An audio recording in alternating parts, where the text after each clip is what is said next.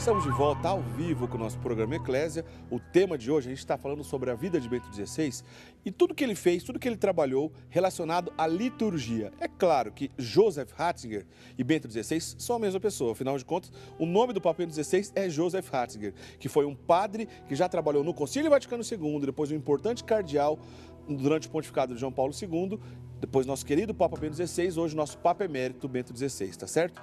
Você pode ligar para cá no 3871-9620, fazer o seu comentário, fazer a sua pergunta.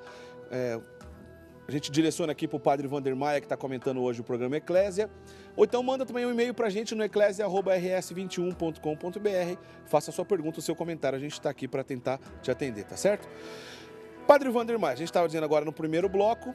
Então, esse rito antigo da missa, conhecido como rito tridentino, ou então missa de Pio V, a Igreja Católica durante a história também não foi o único rito latino, outros ritos latinos também a gente tem na Igreja Católica, como por exemplo o rito dos cartuchos, ou até do Ambrosiano lá na Diocese de Milão. Além desses ritos, também tem os ritos orientais, que de outra tradição, que não necessariamente tem relação com essa missa tridentina, até porque é até mais antiga que ela, né, em alguns casos, que vieram mesmo do início do nosso catolicismo, do cristianismo. Agora, essa riqueza de rito, essa beleza da Igreja Católica, o fim de todos eles é o mesmo, que é adorar nosso Senhor Jesus Cristo, não é isso? Claro. Eric, é bom lembrar que todas essas liturgias, tanto latinas quanto orientais, as orientais se resumem em 4 ritos, de origem grega, siríaca, eslava e armênia, ok? Em 4 ritos. É uma realidade que foi sendo recebida pela tradição da Igreja. O próprio termo tradição, portar e entregar, não nasceram de um dia para o outro. Estão todas as liturgias e esses ritos ligados às raízes dos santos apóstolos, que foram variando nas formas, naquilo que, vamos dizer assim, é o mais periférico, tomando cuidado com a expressão, mas no essencial, salvaguardando aquilo que é essencial, os 4 fins da missa: adorar a Deus, agradecer por tão grande Salvador, pela salvação, expiar, e aí dentro do expiar, desagravar e reparar, e pedir as graças e bênçãos dos céus. Tudo dentro de uma mesma unidade. Os fins os mesmos. Aquele que é o agente da liturgia, o próprio Senhor Jesus Cristo, é Ele que, enfim, celebra, Ele que oferece o perfeito sacrifício ao Pai. E temos que ter claro isso. Portanto, nós recebemos a liturgia, guarde essa expressão, esse conceito, desde a eternidade. Desde a eternidade. Desde a eternidade. Bonito. Como o Scott Hahn coloca no Banquete do Cordeiro. Ela não pode ser, e ela não é uma criação imediatista, fruto de uma vaidade ou de um, vamos dizer, de um invencionismo ou coisa desse tipo. E a Igreja sempre caminhou nesse uma só fé, um só Senhor, uma só liturgia. A Igreja que é una, santa, católica e apostólica. E toda essa tradição, essa riqueza, aliás, a nossa Igreja Católica é riquíssima. Todos esses assuntos que nós estamos conversando aqui, daria para a gente fazer muitas outras conversas como essa. Mas, toda essa tradição, seja ela então dos ritos orientais, esse rito extraordinário, popularmente conhecido como Missa Tridentina, ou Missa de São Pio V.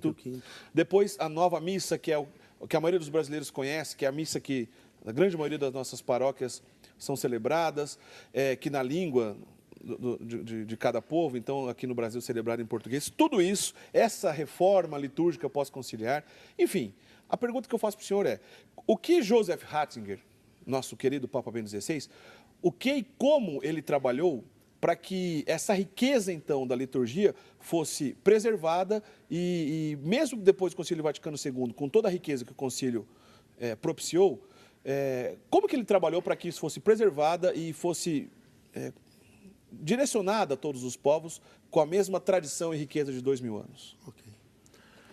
Eric, é interessante que quando terminou o concílio, o então padre Joseph Ratzinger, será mais tarde o Papa Bento XVI, que naquela ocasião era um catedrático de teologia na Alemanha, ele chamou a atenção para que, se não se cuidasse na reta interpretação e nos devidos, vamos dizer assim, nos devidos ajustes do que pediu a Sacrosanctum Concilium, a coisa terminaria indo por um rumo ruim.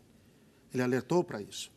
Mais tarde foi o que se averiguou, porque quando o novo rito entrou em vigor em 70, pouco tempo depois, o que se viu já em 72 foi um Papa Paulo VI sofrendo, um Papa Paulo VI aflito, um Papa Paulo VI que disse que esperava uma primavera radiosa na igreja, em vez disso se viu uma verdadeira tempestade, salvaguardando não por causa do concílio. Não confundam, o Concílio Vaticano II está dentro da tradição, da história da igreja, uma graça dada pelo Senhor. A culpa não é do concílio, mas nós temos que dizer isso. Me permita esse parêntese, senão nós vamos perder o nexo. Sim. Tá ok? Porque Joseph Ratzinger foi perito do concílio. Uma coisa é o que foi o concílio, outra é o que dizem que foi o concílio, e outra é o que o concílio disse de fato. E fizeram uma mistura enorme, não por pessoas mal intencionadas, não, por Deus. Eu tenho a certeza de que um punhado de gente de boa intenção, mesmo de peritos, de clérigos que trabalharam nisso tudo, tinham reta intenção, mas se equivocaram nas medidas, se equivocaram ao interpretar o concílio, se equivocaram em transmitir aquilo que o concílio pediu. E logo na sequência, Ratzinger assume a Congregação para a Doutrina da Fé no início da década de 80. E, cuidando daquele que entendemos talvez seja o órgão vaticano mais importante, que é o órgão que cuida da pureza, da cristalinidade, da doutrina da fé, ele passou a trabalhar principalmente no sentido de recordar o valor doutrinário da liturgia, o seu embasamento. São Tomás dizia que a lex orandi e a lex credendi. A lei da fé é a lei da oração, e a lei da oração é a lei da fé. Daí que ele vai propondo uma série de reflexões, já como prefeito da Sagrada Congregação para a Doutrina da Fé, sobre os possíveis desvios de doutrina, possíveis desvios da teologia, da Santa Missa que estariam acontecendo. Atinou para isso. Entende o que eu estou colocando, Eric? Deixa eu fazer um parênteses aqui. Bom, nós aqui estamos querendo dizer, eu acho que é isso que o senhor quer dizer, e como católicos queremos ser fiéis ao Papa, nós aceitamos tudo que o Concílio Vaticano II fez e ensinou. Claro. Porém, algumas deturpações de experiências pós-conciliares que não necessariamente vieram do Concílio Vaticano II, distorceram um ponto aqui, um ponto acolá. Claro. E o cardeal Ratzinger, então, trabalhou para que esses desvios que não foram causados pelo concílio, mas por uma interpretação deturpada desse mesmo concílio, acabou afastando alguns fiéis da riqueza da liturgia. É isso? Claro. Olha, a definição foi muito bem dada. O concílio foi uma graça para a igreja. Não foi um concílio dogmático, foi um concílio pastoral. Não trouxe a definição de nenhum dogma. O último havia sido o Concílio Vaticano I, com o dogma da infalibilidade papal, mas trouxe essa perspectiva de lançar a igreja numa nova era missionária. O que acontece, Eric, é que a maneira como se interpretou o concílio na sequência foi desastrosa, da parte de muitos. E aí lançou a igreja dentre tudo isso, a nossa liturgia, num verdadeiro afastamento daquilo que era a sua essência, aquilo que era a sua raiz. E o cardeal Ratzinger sinalizou, não sendo o prefeito do culto divino, que era preciso estar observando isso. O que é a liturgia? Qual o seu sentido? Qual o seu fim? Para que serve? O que está acontecendo? Se ela é a via pela qual nós entramos na intimidade e em contato íntimo com Deus, essa via não está sendo alterada, não está se mudando o caminho, de tal maneira que os seus escritos, ele continuou escrevendo, mesmo como prefeito da Congregação para a Doutrina da Fé, ele continuou escrevendo como teólogo. Ele disse, é preciso observar que a igreja não começou hoje. Nós não estamos iniciando uma nova liturgia, nós estamos dando uma sequência. E ele lutou contra aquilo que você sabe do que eu estou dizendo, e muitos dos que nos acompanham, contra uma hermenêutica da ruptura. Entendi. Dizer, romper com o passado, agora tudo é novo. Vamos acabar com tudo, sem polemizar, hein? Vamos acabar com tudo e tira-se as imagens, e muda-se isso, e muda-se aquilo, e não se pode mais receber a Eucaristia de joelhos. E agora é um tempo novo, e tempo novo do quê? muitos não souberam dizer de que tempo novo estavam falando. E Ratzinger consegue afirmar, cuidado para que o novo não seja o distanciamento e a destruição de tudo aquilo que recebemos de Deus, que acreditamos, que guardamos e que transmitimos nesses 2000 anos de história. Algumas pessoas, inclusive, comentam isso, de que quando ele era perito, quando ele trabalhou como perito no Concílio Vaticano II, ele era tido entre aqueles que pensavam, ou que, talvez até não é um termo correto dizer, entre os progressistas do Concílio Vaticano II, e depois hoje, com todo esse trabalho dele de pensar mesmo numa liturgia fiel a esses 2000 anos de história do catolicismo, ele acaba sendo conservador e alguns consideram até como ultraconservador. Mas aquele mesmo discurso do Concílio Vaticano II, do Joseph Ratzinger e do Bento XVI, não é senão o mesmo discurso católico de 2000 anos, não é isso? De sempre. O mesmo discurso, a mesma fé, que Jesus é Salvador, que não se vai ao Pai senão por Ele, e que Ele instituiu o sacrifício da missa como o meio definitivo de nos aproximarmos de Deus, estarmos na sua intimidade, o recebermos, sermos redimidos e salvos. É preciso que esteja claro isso. A liturgia é a própria vida da igreja. Ela não é algo alheio, ela está no coração, é a maneira como nós vivemos. E daí que, se nós pegamos desde os padres, busque lá atrás, Eric, as catequeses de São Cirilo de Jerusalém. Você vai ver que é exatamente o que mais tarde vai dizer Joseph Ratzinger e depois o Papa Bento XVI.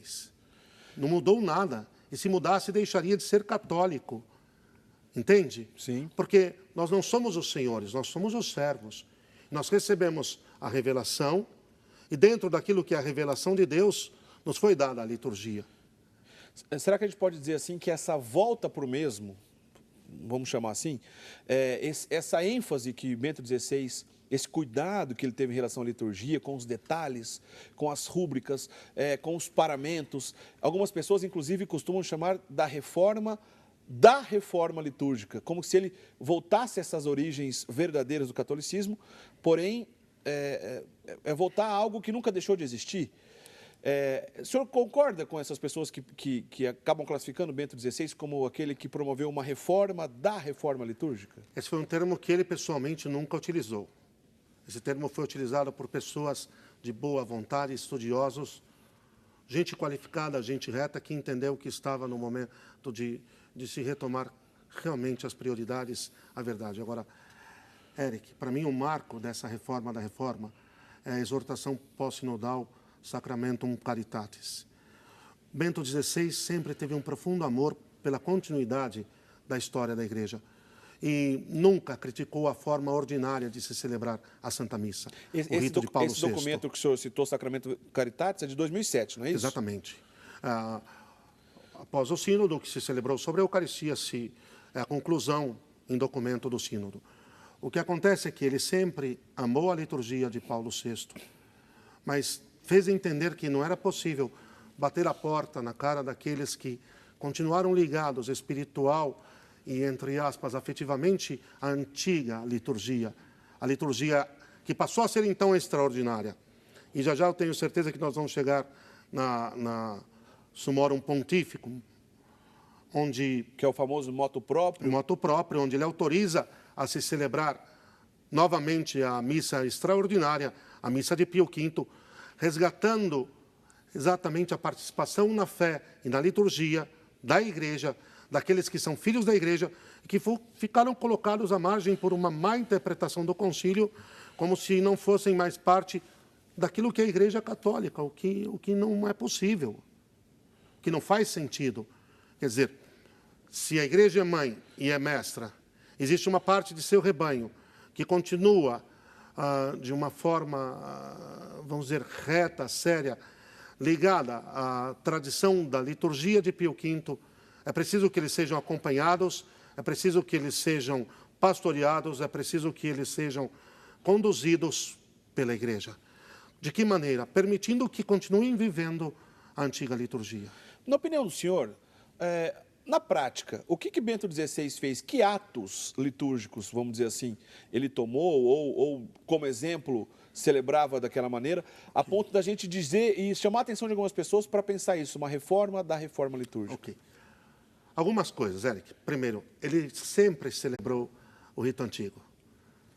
Celebrou sempre, não é ininterruptamente, celebrava a missa de Paulo VI, mas em vários momentos, já como cardeal, prefeito da congregação para a doutrina da fé, e aqui demandaria uma outra conversa, mas celebrou em momentos importantes, sinalizando para que o passado não morreu. É porque esse rito antigo, ele nunca deixou de existir na igreja, Claro em nenhum que não. período. Inclusive, o próprio Papa João Paulo II conversou sobre esse assunto em alguns documentos. Era permitida essa celebração, porém em ocasiões especiais, com autorização do bispo local e tudo mais, não é isso? Claro.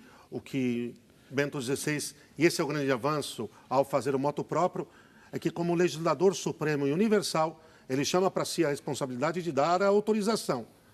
Olha, é interessante o que falamos. Por uma delicadeza, o sacerdote em geral conversa com o seu bispo, mas a ordem está dada desde o Papa. Sim. Está dada, ponto final.